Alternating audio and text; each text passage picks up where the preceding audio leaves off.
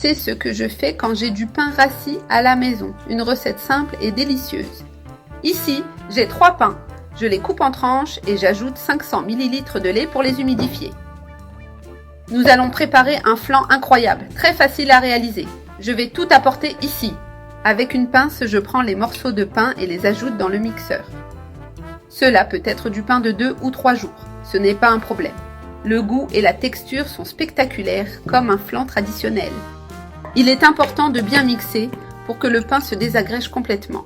Le pain est maintenant bien mixé et incorporé au lait. Maintenant, j'ajoute 3 œufs entiers et 400 g de lait concentré sucré. Ce flan est délicieux, très facile à préparer et ne nécessite que quelques ingrédients. Le résultat est surprenant, il est super crémeux. Maintenant, pour améliorer la texture, je vais ajouter une cuillère à soupe de fécule de maïs. Cet ingrédient aide le flan à être plus ferme et plus onctueux. Nous mixons à nouveau pendant environ 2 minutes, jusqu'à obtenir une texture bien lisse. C'est prêt, nous laissons maintenant la préparation en attente. Ici, dans la poêle sur le feu, j'ajoute une tasse de sucre et je l'étale bien. Le sucre fond petit à petit. Dès qu'il commence à fondre sur les bords, nous mélangeons doucement. Ce processus est rapide, il suffit de remuer jusqu'à ce que tout le sucre soit complètement dissous. Regardez, le sucre a commencé à fondre et à prendre une couleur dorée. Maintenant, je le transfère rapidement dans le moule où nous allons cuire le flan.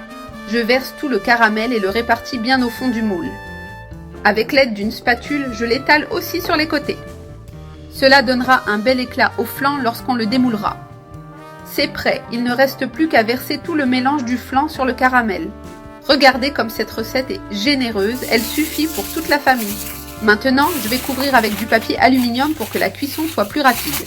Cela évite que la surface ne se dessèche et permet une cuisson uniforme. J'ai bien couvert le moule, maintenant nous le préparons pour le bain-marie. Je place le moule dans une grande casserole pour garantir une cuisson douce. Maintenant, j'ajoute de l'eau chaude jusqu'à la moitié du moule. Si vous préférez, vous pouvez utiliser de l'eau froide, mais l'eau chaude accélère la cuisson. J'allume le feu et je couvre la casserole.